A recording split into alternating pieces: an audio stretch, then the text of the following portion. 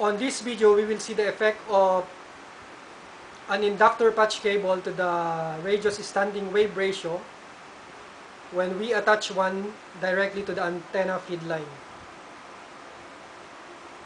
Our inductor cable is an RF choke made from RG58U coaxial cable wounded on a PVC pipe which is 25 mm diameter and about 4 inches in length. The number of turns of the coaxial cable is 10. Both ends of the RF choke has a PL259 connector with an extra straight connector to directly attach to the antenna feed line. I also included a toroid core attached on both ends of the device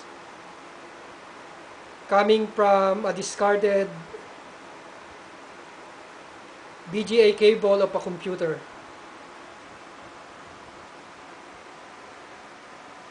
I'm using a Yaesu 2900R on my radio setup directly connected to an SWR meter and fed to an antenna which is a Ringo Ranger antenna by an RG8 coaxial cable.